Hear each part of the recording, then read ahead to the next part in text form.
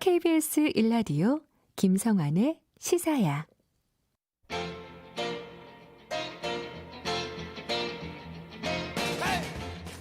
한 주 동안 있었던 뉴스 가운데 우리가 조금 더 깊이 들여다봐야 할 이슈를 짚어보는 시간입니다. 뉴스야 외전 함께 하실 패널 두 분 소개해드리겠습니다. 김민하 시사평론가 모셨습니다. 안녕하세요. 안녕하세요. 배종찬 인사이트 K 연구소장 자리하셨습니다. 안녕하십니까. 네, 오늘도 역시 씩씩하게 시원시원하게 인사를 해주셨습니다. 소시지 먹고 왔습니다. 뭘 먹고 왔어요? 소시지. 소시지. 네. 소시지 먹으면 이렇게 힘이 나요? 불끈불끈하죠. 소세지. 저는 빵 먹고 왔습니다. 그래서 힘이 없는 거예요? 네, 빵을 먹어서 이게 탄수화물만 먹어가지고 단백질을 먹어야 오늘도 되는데 빵 터지겠네. 빵을 터뜨리겠습니다. 네, 오늘 한번 빵빵 한번 터뜨려 보시죠. 네. 자, 그러면 오늘 여론조사 얘기부터 좀 먼저 해봤으면 좋겠는데요. 이 배종찬 소장 또 연구 전문 분야 아니겠습니까? 네. 오늘 발표된 한국갤럽 여론조사를 보면 문재인 대통령 국정수행 지지율이 37%, 취임 후 최저치를 기록한 것으로 나타났어요. 네. 근데 어제 또 발표된 여론조사를 보면 또 다르거든요, 상황이. 네. 이 자세한 얘기 앞서서 일단 배 수장께서 여론조사 결과를 좀 먼저 소개를 해주시죠. 네. 한국갤럽이 오늘 발표한 조사 결과입니다. 19일부터 어제까지 21일까지 실시한 조사이고요. 자체 조사이고 중앙선거여론조사 심의위원회 홈페이지에서 자세한 내용을 확인할 수가 있습니다. 문재인 대통령 국정수행 잘하고 있는지 잘못하고 있는지 물어봤는데 잘하고 있다는 긍정평가 37%로 한국갤럽 조사에서는 문재인 대통령이 임기 들어 최저치를 기록을 했습니다. 잘 못하고 있다는 부정평가는 54%로 한 주 전보다 1%포인트가 올라갔고요. 이것과 이제 비교를 할 수밖에 없는 조사이기 때문에 바로 소개를 해드리면 네. 리얼미터가 YTN의 의뢰를 받아서 18일, 19일, 20일 그러니까 월요일부터 수요일까지 실시한 조사입니다. 자세한 내용은 중앙선거여론조사 심의위원회 홈페이지에서 확인 가능합니다. 문재인 대통령의 지지율이 급반등했습니다. 이 한 주 전에 35.5%에서 43.6%로 긍정평가 나타났고 부정평가는 60.9%였던 것이 52.6%로 또 낮아졌습니다. 이 조사 결과만 놓고 보면 네. 한국갤럽과 다른 것이죠. 예, 한국갤럽은 오히려 최저치를 찍은 것으로 나타났고 네. 앞으로 더 내려갈지 아니면 또 뭐 다시 올라갈지는 알 수는 없으나 네. 리얼미터는 일단 바닥을 찍고 다시 올라오는 그리고 또 상승폭도 적지 않았다 이렇게 평가할 수 있는데 왜 이런 차이가 났다고 보세요? 대체로 비슷한 시기에 실시된 조사 결과라면은 뭐 추세가 비슷하거나 또 결과가 아주 큰 차이가 나지는 않는데 방향 자체가 다르기 때문에 왜 이렇게 엇갈리는지 궁금하실 텐데 같은 조사 방법으로 같은 조사 시점 그리고 같은 조사 질문을 하게 되면 사실상 조사 결과가 다르지 말아야 되거든요. 네. 차이가 있더라도 약간의 차이가 있는 정도인데 이번의 경우에는 몇몇 중요한 또 차이는 있습니다. 한국갤럽은 면접원 조사입니다. 네. 면접원이 직접 물어봅니다. 대통령이 잘하고 있다고 보세요? 아니면 잘 못하고 있다고 보세요? 리얼미터는 자동응답 조사입니다. 이게 조사 방법 자체가 달랐기 때문에 그동안에도 줄곧 리얼미터의 조사는 한국갤럽보다는 국민의힘 보수정당이 약 10%포인트 갤럽보다 리얼미터가 더 많이 나타나는 결과였는데 이번에는 대통령 지지율의 경우에도 한국갤럽은 내려왔고 리얼미터는 올라갔는데 리얼미터와 한국갤럽의 이번에 차이는 조사 시점의 차이가 있습니다. 그러니까 문재인 대통령의 아주 중요한 정치 이벤트가 된 18일 기자회견이 이 급반등한 리얼미터에는 포함이 됐는데 한국갤럽에는 포함이 되질 않았습니다. 그리고 이제 21일까지 하루 더 이 한국갤럽은 조사가 된 셈인데 그렇다면 문재인 대통령의 좀 지지율 반등의 중요한 계기가 되는 네. 이 신년 기자회견이 한국갤럽은 포함이 되지 않았다라는 거죠. 근데 이제 다른 두 곳의 조사가 있는데 이것까지 이제 조사 개요를 다 소개해드리면 제가 이제 목이 탈 겁니다. 그래서 수치는 제외하고 네. 나머지 다른 두 조사는 리얼미터와의 공통점이 18일 신년 기자회견이 포함됐다는 겁니다. 네. 이 다른 두 조사 네. 그리고 거의 패턴은 리얼미터와 유사합니다. 그러니까 결과만 놓고 보면 18일이 상당히 중요했을 수 있다. 그리고 조사 방법이 다른 것도 영향을 주었을 텐데 신년 기자회견까지 포함된 조사 결과들을 보면 대체로 문재인 대통령 지지층들이 좀 결집하는 모습, 좀 중도층도 이반됐던 것, 이탈됐던 것이 조금은 회복되는 그런 추세라고 읽어볼 수가 있겠습니다. 그러니까 한때 40%대 벽이 네. 40%가 뭐 콘크리트 지지층이다. 우리 배 소장 표현을 빌리자면 다이아몬드 지지층인데. 이거는 국내 최초였죠. 네. 예. 그 저 칼럼도 읽었지 않습니까? 네. 40%의 다이아몬드 지지층이 깨졌다는 평가도 나왔단 말이에요. 음. 그래서 뭐 일각에서는 좀 너무 좀 과한 표현일 수도 있겠지만 레임덕이 시작된 것 아니냐 이렇게 얘기를 했었는데 네. 지금 다른 조사들은 40% 위로 나오는데 네. 지금 갤럽은 좀 최저치로 나왔기 때문에 그 차이를 좀 분석해 보기 위해서 여쭤봤던 건데요. 김인하 평론가 어떻게 보십니까? 저희 뭐 여론조사라는 게 이 여론조사 하나하나를 또 이 놓고 숫자를 가지고 분석하는 게 사실 한계가 있죠. 네. 그래서 여러 여론조사들이 이제 비슷한 이제 흐름으로 나타나는 거는 우리가 확실하게 이건 무슨 이유다라고 분석할 수가 있는데 이렇게 여론조사가 좀 결과가 다르게 나오는 경우들이 뭐 이게 뭐 사상 처음 있는 일은 아닙니다. 이게 종종 있는 일인데 그럴 때는 이렇게 봐야 됩니다. 예를 들면 문재인 대통령을 지지하는 측이든 그다음에 현 정권에 실망한 측이든 그게 이제 상당히 유동적인 상태가 첫 번째로 있다. 이걸 봐서 이게 샘플에 따라서 그리고 여러 가지 조사 방법에 따라서 결과가 다르다는 거는 바로 이 유동적인 사람들이 예를 들면은 100점짜리 지지를 보내는 사람들은 어느 여론조사든 이제 비슷한 이제 어떤 그런 지지가 나올 것이고 네. 약간 지지도가 떨어지는 한 50점, 40점 뭐 정도지만 난 그래도 지지한다. 이렇게 얘기하는 사람들은 좀 어느 조사에서는 좀 많이 나오고 어느 조사에서는 뭐 잡히지 않고 뭐 이런 경우들이 있는 거거든요. 그래서 이런 좀 유동적인 어떤 지지가 지금 막 오가고 있다. 소위 말하는 스윙 보터들의 어떤 지지들이 지금 뭐 엇갈리고 있다. 이런 부분이 첫 번째가 있을 것 같고 그다음에 이게 아무래도 지금 뭐 계속해서 말씀드리지만 여론조사라는 게 상황이 변화하는 과정에서는 어느 네. 지금 쭉 말씀하셨지만 어느 여론조사는 그 변화가 뭐 먼저 반영되기도 하고 어느 여론조사는 변화가 늦게 반영되기도 하고 이런 차이가 있기 때문에 뭔가 변화하는 국면이다라는 걸 또 하나 이제 봐야 될 것 같습니다. 왜, 해석이 너무 깔끔한데요. 그래요? 네. 빵을 먹어서 그런 것 같습니다. 역시. 네. 소시지보다는 빵을 제발, 먹고 제발. 네. 하여튼 뭐 지금 말씀하신 것처럼 지금 좀 유동적인 상황이다. 그렇습니다. 네. 왜냐하면 지금 뭐 저점을 찍고 반등해내냐 그렇죠. 아니냐 네. 이런 그 경계점에 있는 그 상황이기 때문에 어떻게 포착하느냐에 따라서 여론조사 방법론에 따라서 좀 차이가 날 수도 있다 이런 말씀을 해주셨는데요. 네. 근데 전반적인 추세는 갤럽은 일단 빼고 얘기한다면 문 대통령 지지율이 일단은 바닥을 찍고 좀 올라오는 모양새. 특히 이제 신년 기자회견이 하나의 계기가 됐다고 볼 수 네. 있는데 신년 기자회견에서 도대체 어떤 부분이 그 여론을 반전시킬 만한 그런 요인들이 있었느냐 이걸 좀 분석해봐야 되지 않겠습니까? 검찰 관련이라고 봐야 되겠죠. 검찰 그러니까 관련이요? 지난 12월부터 대통령의 지지율이 하락했던 가장 큰 이유가 검찰개혁 관련 피로감이었거든요. 네. 근데 두 가지 해소책이 제시가 됐습니다. 하나는 이제 문재인 대통령의 관련 발언을 신년 기자회견에 들을 수 있었고 고위공직자 범죄수사처가 이제 출범을 했거든요. 네. 그리고 야당의 경우에도 김진욱 공수처장에 대해서는 청문 보고서가 채택이 됐습니다.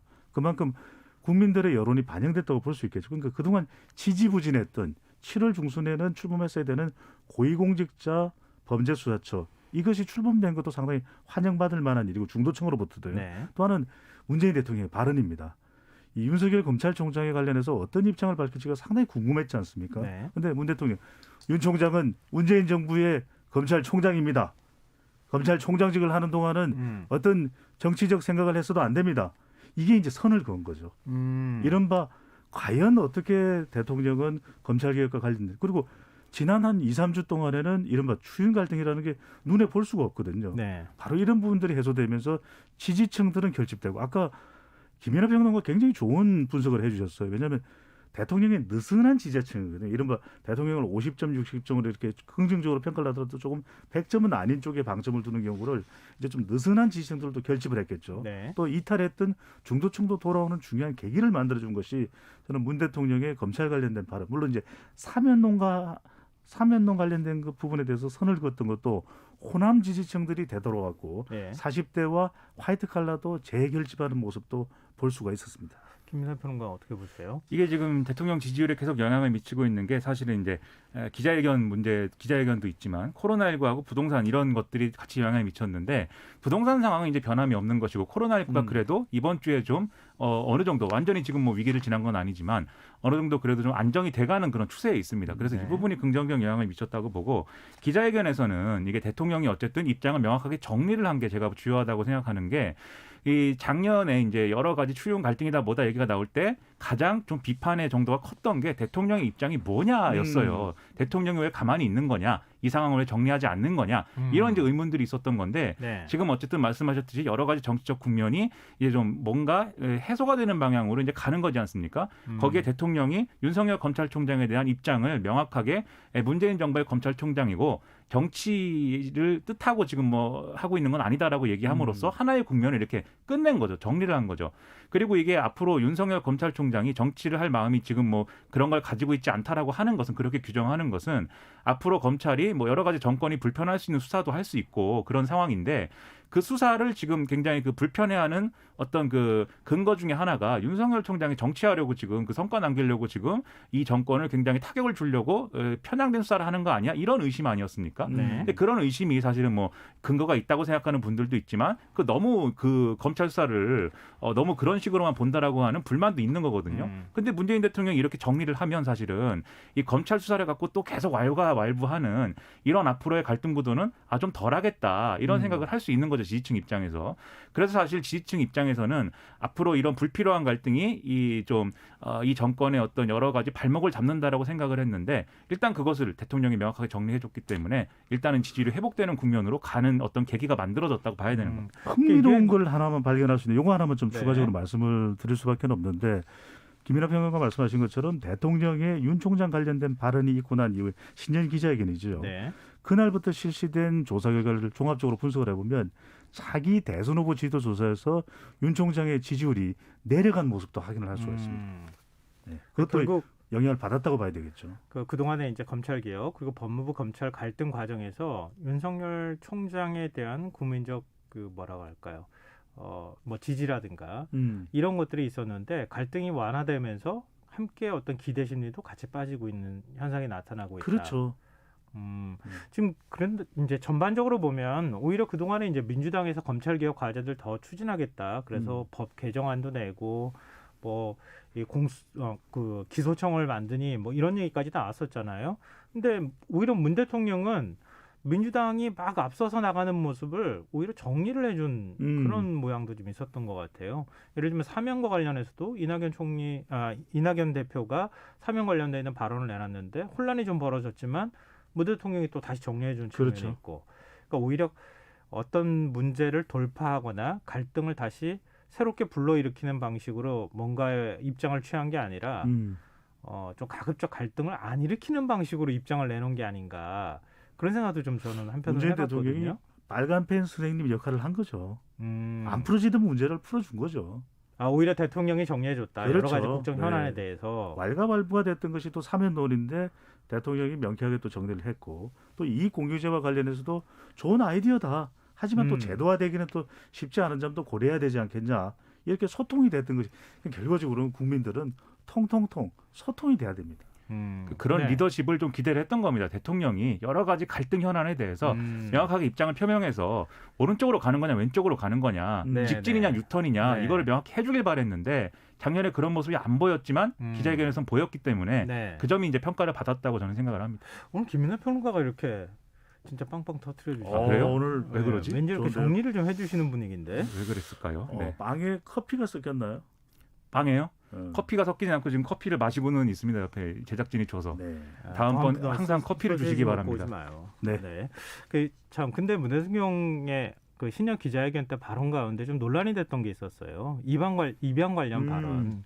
이것도 사실 야권에서 상당히 비판적으로 나왔었고 시민단체에서도 비판적인 입장이 나오기도 했었잖아요. 네. 근데 이게 야권에서 전반적으로 신년 기자회견을 통합도 소통도 없는 알맹이 없는 국정홍보 쇼였다 이렇게 비판했던 맥락이 같이 올라와 있는 것인데 이건 여론에 혹시 영향을 안 미쳤을까요? 영향을 부분적으로는 줬을 겁니다. 왜냐하면 이제 입양 관련된 부분을 대통령 발언을 액면 그대로만 받아들인다면 부정적으로 해석이 될 수가 있거든요. 네. 아이를 바꾼다든지 또 취소한다든지 이런 건 참 쉬운 일이 아니죠. 근데 이제 시간이 지나면서 진위를 알게 되는 거죠. 그러니까 대통령이 설마 상식적으로 볼 때 이 질문의 내용이 지금의 답변처럼 아이를 바꾼다 이런 답변이 나올 수 있는 것이었다면 대통령이 감히 그렇게 답변을 했을 리가 없겠죠. 그런데 문재인 대통령도 이번 신년 기자회견을 앞두고선 여러 가지 자료와 또 예상되는 질문들을 확인을 했을 겁니다. 그다음 거기는 이제 위탁 제도가 있거든요. 네. 위탁 제도는 아이를 이렇게 관찰하면서 정말 나에게 맞는 아이일까, 또 아이는 아이에게 내가 맞는 사람일까, 이건 다분히 생각을 해볼 수 있는 부분이죠. 네. 그런 연장선상에서 문재인 대통령의 답변이라면 이해가 되는데, 그래서 문 대통령도 질문을 듣다 보면 좀 잘못 이해를 할 수도 있고 또 다른 뜻이라고 또 판단했을 수도 있는 거 아니겠습니까? 시간이 지나면서 청와대가 해명을 내놓고 이해가 된 그런 부분도 있는 것이죠. 그러니까 이게 문재인 대통령의 비판적이고 싫어하는 사람들 입장이라고 한다면 그 네. 싫어할 만한 이유가 하나 추가되는 그런 효과는 분명히 있습니다. 이게 왜냐하면 네. 문재인 대통령의 이 발언 자체가 사실은 뭐 정확하게 맞는 발언이라고 볼 수가 없어요. 그리고 네. 이 사전 위탁 제도를 설명하려고 한 것이다라고 했지만 그마저도 사실은 그 제도를 명확하게 좀 앞뒤가 맞게 설명한 그런 발언도 아닙니다. 그런데 이제 이 발언이 나오게 된 이제 맥락이라는 게 그런 제도를 설명하려고 하는데 기자회견이라는 게 이제 굉장히 뭐랄까요, 각본 없는 기자회견 뭐 이렇게 진행이 된 것이고 여러 가지 발언에 대해서 이제 좀 답변을 하는 과정에서 나온 여러 가지 뭐 잡음이다 뭐 이렇게 볼 수 있는 거 아니겠습니까? 그러다 네. 보니까 특별히 문재인 대통령을 뭐 이렇게 싫어하고 싶다 뭐 이런 감정이 아니라면 뭐 그런 일도 있을 수가 있는 것 같다. 이 수준에서 이제 이해할 수 있는 얘기로 지금 받아들여지고 있다고 보여요. 진심은 거기에 있는 것은 아니다. 그렇죠. 이게 사실 우리 이제 정치적 지지라고 하는 게 그렇잖아요. 반대쪽에서 바라볼 때는 뭐든 다 싫어 보이고 또 지지하는 쪽에서 보면은 뭐든 다 좋아 보이는 그런 게 있잖아요. 예. 근데 그래서 사실 뭐 우리가 흔히들 중도층이 굉장히 중요하다 이렇게 얘기를 하는데, 그러니까 기존에 그런 반감 정도를 갖고 있지 않은 층에서 바라볼 때는 이 정도는 그 진위와 비교해 보거나 이렇게 할 때 이걸 가지고 지지를 바꿀 만한 정도는 아니다 이렇게 판단했다는 그렇죠. 말씀이시죠. 차분하게 확인을 할 필요가 있는 것이죠. 근데 이것도 하나 좀 여쭤보고 싶어요. 지금 두 차례 12월에 이어서 개각을 하지 않았습니까? 네. 일종의 이제 개각할 시점이 됐다고도 볼 수 있지만 좀 분위기 전환용 개각 이런 차원도 사실 있단 말이에요. 근데 이 개각이 지금 현재 그 여론조사에 반영됐을 가능성, 그리고 또 국정의 어떤 분위기를 전환하는 효과로 이어졌는지 이런 것에 대한 의견이 있으신 말씀 좀 해주세요. 국면 전환 효과는 분명히 있는 것 같아요. 그래서 대통령 지지율이 하락할 때도 두 가지 이제 처방이 내려졌을 때 하나는 어떤 식이든 국면 전환이 필요하다. 과거의 대통령은 좀 지나친 경우도 있었죠. 사실 조각에 가까운 정도의 개각을 하면서 지나치게 짧은 기간 동안만 장관들의 역할을, 주무 부처 역할을 할 수 있는 그 정도의 너무 잦은 개각이 또 문제가 되게 되는데, 네. 문재인 대통령의 경우에는 계속 그 임기 함께 하는 정도 수준까지 가는 정도였거든요. 특히 이제 강경화 장관이 이제 그런 경우였는데, 네. 또 바이든 정부가 바뀌기도 하고 또 청와대에서도 밝혔습니다. 강 장관 자신도 상당히 그동안 경무에 시달리면서 힘들어했을 때 여러 차례 또 사의를 표명했다. 그래서 국면 전환도 되고, 그다음에 이제 대통령의 국정을 좀 더 순환시킬 수 있는, 좋게 순환시킬 수 있는 게 하나가 이제 소통인데, 이 인사 소통도 참 중요하긴 합니다. 그런데 이 인사를 통해서, 개각을 통해서 많은 점수를 얻기는 쉽지 않을 거예요. 왜냐하면 이제 이기 마지막에는 또 친정 체제로 갈 수밖에 없는 그런 불가피한 사유도 있습니다. 네. 황희 의원이나 권칠성 의원의 경우에는 문재인 대통령과 잘 이제 임기 마무리를 하는데 호흡을 맞출 수가 있거든요. 그런 만큼 적어도 이것이 그동안 쌓여왔던, 누적되어 왔던 정부의 국정 수행에 좀 더딘 모습, 이런 부분들을 그래도 임기 막바지에 문재인 대통령이 그래도 손발이 착착 잘 맞는 사람들과 함께 또 임기 마무리를 하고 싶어하는 이런 정도 이해의 수준은 가져오는 개각은 되는 것이죠. 그러니까 이게 개각의 효과는 사실 논란이 되던 장관을 교체한다라는 것은 분명히 긍정적인 효과가 있습니다. 예를 들면 이제 그게 추미애 법무부 장관 사례죠. 네. 추미애 법무부 장관 어쨌든 논란이 있었기 때문에 이 인사를 이제 정리한다라는 차원에서 한 그 개각은 어느 정도 여론에 좀 호소력이 있었을 텐데, 그 나머지 개각은 사실은 뭐 그다지 이렇게 뭐 인상에 남는 그런 사실은 뭐 그런 인사는 아니거든요. 여기 지금 장관 후보자들의 문제가 있다 이런 게 아니라 사람들이 이 개각의 의미를 뭔가 큰 전환이 온다, 이 정책이 바뀐다 이렇게 받아들이지는 않는 것이고, 뭔가 이제 마무리를 한다 내지는 사람을 바꿀 때가 됐구나 이 정도 판단을 하는 것이기 때문에 여론에 그렇게 뭐 이렇게 호소력 있는 그런 이제 인사는 아니었던 것 같고, 특히 박영선 장관을 교체하는 것도 사실은 예상됐던 거 아닙니까? 서울시장 출마 출마를 할 것이다. 저 사람은 네. 그렇기 때문에 장관에 내려올 것이고 그러면 개각이 될 거야. 이렇게 예상한 바 있기 때문에 사실은 이것 자체가 이제 여론에 큰 영향을 줬다. 이렇게 최근에 이뤄진 개각에서는요.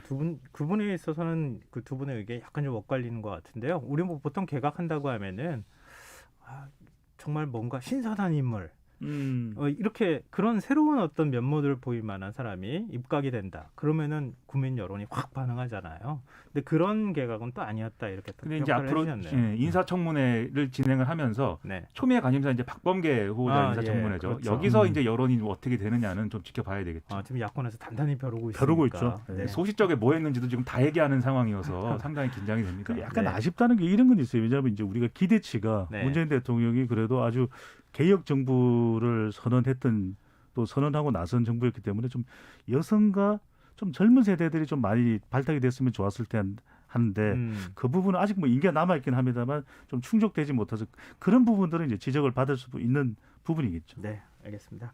문재인 대통령 지지율은 여기서 좀 마무리를 하겠습니다. 지금 여러분께서는 KBS 라디오 김성환의 시사회를 듣고 계십니다. 뉴스야 외전, 오늘은 김민아 시사평론가, 배종찬 인사이트K 연구소장 두 분 패널과 함께하고 있습니다. 자, 그럼 이제 4월 재보선 얘기도 좀 해볼까요?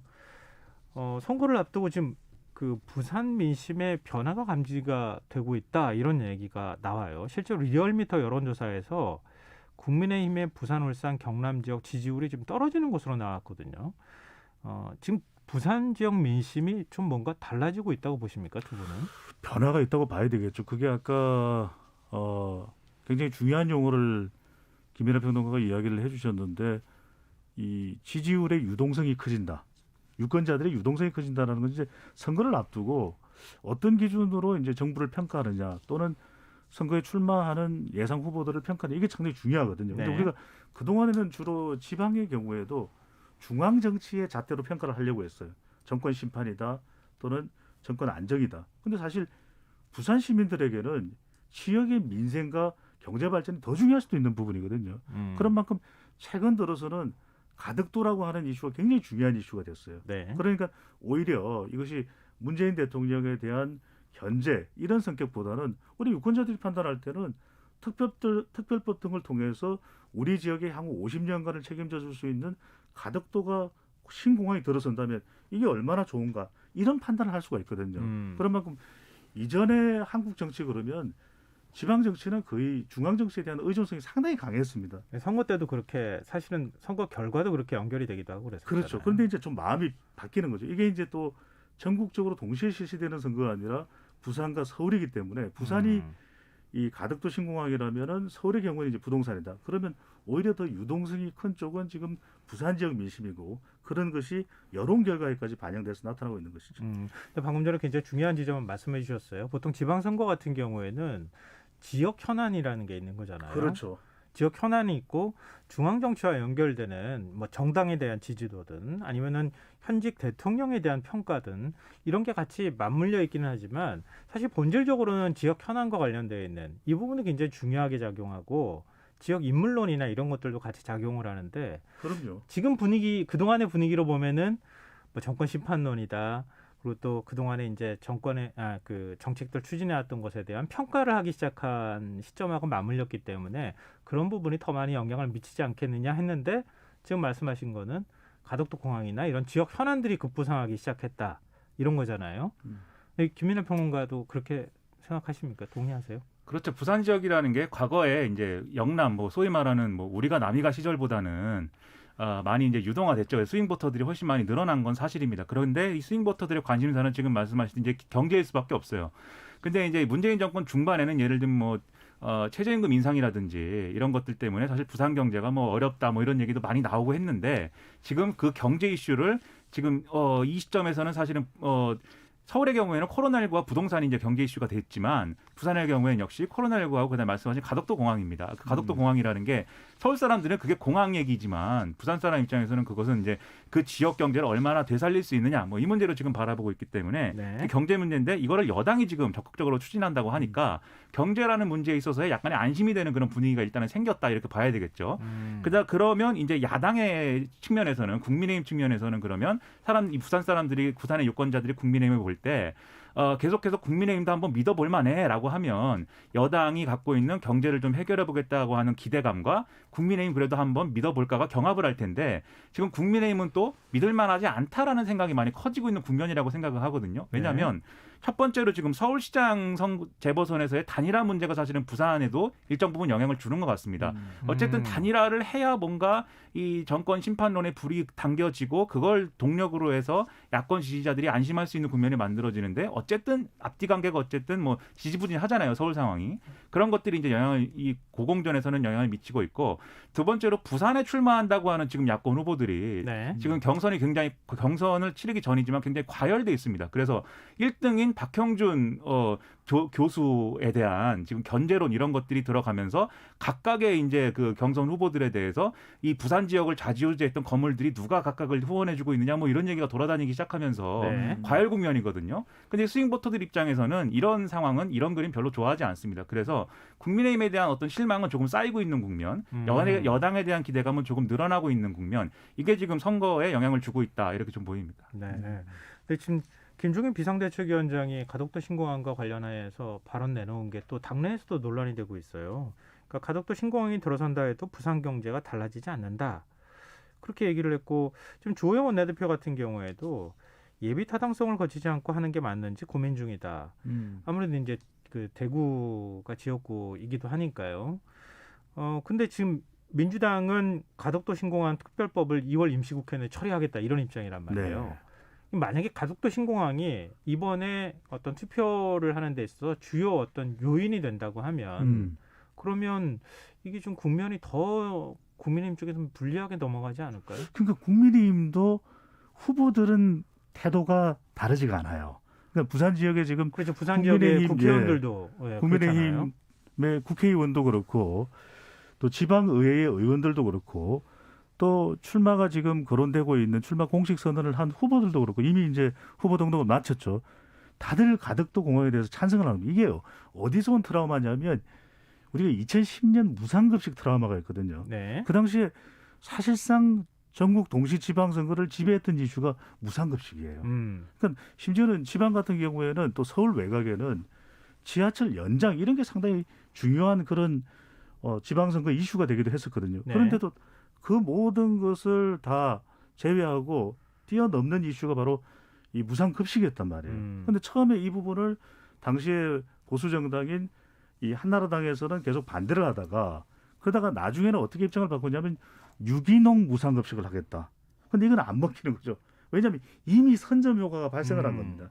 그렇다면 김종인 비대위원장도 시큰둥하게 이게 무슨 그런 경제를 다 해결할 수 있겠느냐라고 이야기를 하지만 선거일이 가까워지면 가까워질수록 가덕도 신공항 대열에 합류할 수밖에 없다는 거죠. 그러니까 이게 거부할 수 없는 이슈죠. 근데 네. 이걸 또 긍정하는 것은 이게 가덕도 신공항이 결국은 이제 뭐 조기에 어쨌든 2월 달에 이제 입법이 되고 그걸 통해서 이제 조기에 뭔가 이제 문제가 해결되는 수순으로 가면 사실 이것은 누구의 공이냐라고 할 때 우리 정치권 모두의 공이냐 아닙니다. 정부 여당의 공이죠. 결국 그것은 평가가. 그래서 막 손을 들어주고 훌륭하다 평가하기도 뭐하고 하지만 그렇다고 해서 당내에 예를 들면 주호영 원내대표처럼 지역구가 이제 대구 경북 쪽이라든가 다른 지역의 경우에는 여기에 대해서 일정 부분 불만을 가지고 있는 거지 않습니까? 그 불만이 있기 때문에 여기에 대해서 뭐 거부한다든지 가덕도 신공항에 반대한다든지 아니면 뭐 어정쩡한 입장이든지 이렇게 나오게 되면 또 그것대로 부산 선거에 안 좋거든요. 그러니까 이러지도 저러지도 못하는 이런 스탠스가 지금 좀 반영된 이런 발언인데 말씀하신 대로 선거 전이 막 불이 붙고 뭐 이렇게 되면은 결국은 이제 가덕도 신공항은 매우 필요하다는 쪽으로 많이 메시지가 나올 것이다 생각이 됩니다. 네. 근데 당초 예상했던 뭐 정치 분석가도 그렇고 여론조사 기관에 계시는 분들도 그랬고 부산 선거는 좀 민주당 입장에서 어렵지 않겠느냐 뭐 이런 네. 평가들이 좀 있었는데 지금 분위기는 그거하고 조금 다르다. 이렇게 또 볼 수 있을 것 같고 또 반대로 보면 네. 서울시장 보궐선거는 오히려 민주당이 지금 정당 지지율도 그렇고 서울시 여론은 그렇게 썩 좋은 것 같지는 않다. 지금 여론조사 결과는 그렇게 또 나오고 있는 상황이잖아요. 네. 그러니까 야권 입장에서는 이번엔 좀 단일화가 성사가 되면 우리가 당선 가능성이 높다. 이런 기대감이 굉장히 좀 높아진 상황이잖아요. 근데 안철수 대표가 국민의힘을 향해서 통합 경선을 제안했는데 지금 국민의힘 쪽의 반응은 시큰둥이란 말이에요. 물 건너간 모습이죠. 이제 그러니까 물 건너간 겁니까? 경선이라는 것이 이제 원샷 플랫폼인데 네. 그러니까 국민의힘 후보 말고 보수 야권 전체 이제 문을 열어주는 그런 이제 플랫폼을 안철수 대표가 제안을 한 것이거든요. 그런데 이걸 이제 김종인 비대위원장이 사실 받아들이기는 쉽지 않습니다. 첫 번째로는 뭐냐면 이 원샷 플랫폼 보수 야권을 통합해서 후보를 선출하는 방법은 지금의 우리가 여론조사 결과를 본다면 안철수 대표가 상당히 유리할 수밖에 없거든요. 그다음 그걸 국민의힘 비대위원장으로서는 도저히 받아들일 수가 없는 그렇게 될 경우에 지금 아직까지 보궐선거일까지는 4월 7일이니까 꽤 80년 가까이 남아있는데도 불구하고 조기에 국민의힘 내부의 결속력이 무너질 수가 있습니다. 네. 그렇다면 김 비대위원장이 제안한 것처럼 각각의 후보자를 결정하고 난 이후에 3월 4일 이후에 단일화를 하자. 결국 그 단일화로 순조롭게 가느냐, 순탄하게 가느냐 못 가느냐가 이제 가장 중요한 이슈일 수밖에 없는 것이고 그래도 부산과 서울의 경우는 지금 나오는 뭐 여론조사 결과는 그렇다 하더라도 부산의 경우에는 또 여기는 부산만 놓고 본다면은 지금 소개되는 여론조사 결과는 이제 울산과 경남까지 포함한 것인데 네. 부산은 전통적으로 또 여론조사 결과에 묻어나지 않는 바닥 민심도 봐야 되거든요. 그렇다면 중앙 정치와 관련된 이슈를 전혀 외면할 수는 없습니다. 그런 만큼 지금 정권 견제에 대한 바닥 여론도 있기 때문에 그것이 반영된다면 또 선거 결과가 어떻게 될지 모르고 서울의 경우에는 25개 구에 한 명의 구청장만 제외하고는 조원희 서초구청장이죠. 다 더불어민주당 소속입니다. 그만큼 보궐선거는 조직력이 중요하기 때문에 이것 역시 여론조사의 수치와는 다르게 바닥 민심을 생각한다면 좀 더 지켜봐야 될 필요가 있는 선거판이 되고 있는 것이죠. 지금 말씀하셨듯이 재보선은 아무래도 조직력이 좌우할 수밖에 없기 때문에 지금 뭐 여러 가지 이제 그 상층 고공 이슈들을 막 얘기했지만 결국은 이제 조직력에 의해 조직력을 기준으로 보면 서울은 여전히 이제 민주당이 유리한 부분이 아직도 있고 부산은 여전히 이제 국민의힘이 유리한 부분이 있는 거죠. 근데 이제 지금 서울시장 선거 관련돼서 지금 야권 단일화의 경우는 사실은 네. 이번 주가 굉장히 중요한 변곡점이었다고 생각을 합니다. 왜냐하면 안철수 국민의당 대표가 화요일인가요? 그 기자회견을 통해서 말씀하신 대로 원래 기존 주장하고 비슷한 주장인데 사실은 포장지를 새로 해서 다시 가져왔잖아요. 근데 그거를 현실적으로 하려면 뭐 당원 단결을 고치고 이런 문제가 아니라 결국은 100% 여론조사로 경선을 하기 때문에 결국은 여론조사 넣고 돌려서 1등한 사람 말고 다른 사람들은 나가지 말자. 이거 결론 똑같은 거거든요. 네. 그런데 이 포장지를 바꿔서 가져온 것을 이제 좀 못 거절하는 척 받거나 아니면 국민의힘 입장에서는 거절하고 이 3월 단일화를 계속 추진하거나 둘 중은 사실은 선택의 문제였습니다. 그러니까 받는다고 하는 전제는 안철수 대표가 지금 뭐 기호 4번으로 나가서 서울시장 선거에 도전한다고 하지만 이 재보선 이후에는 당대당 통합이라든지 이런 걸 약속을 하는 일종의 대선까지 가는 과정에 대한 큰 합의가 필요했던 거거든요. 근데 여기에 대한 신뢰관계가 없었기 때문에 결국은 이제 김종인 비대위원장은 3월 단일화로 가는 이제 시나리오로 선택한 것이고 그럼 지금부터는 계속 따로 가는 그림만 이제 좀 앞으로는 보이겠죠. 이제 국민의힘의 고민이 좀 깊어지는 게 결국 모든 게 지지율로 수렴한다고 안철수 대표의 지지율이 네. 얼마나 나오느냐 이게 문제 아니겠습니까? 그런데 그렇죠. 지금 양자대결 여론조사 결과가 나왔어요. 네. 그 여론조사 결과를 좀 어떤 분이 소개를 좀 해주시고 거기에 따르는 결과를 좀 분석해 주시면 어떨까요? 지금 국민의당 안철수 대표가 여권의 서울시장 후보군인 우상호 의원과 박영선 전 장관을 앞선다 이런 여론조사 결과가 나오지 그렇죠. 않았습니까? 이 조사는 16일부터 18일까지 실시된 조사이고요.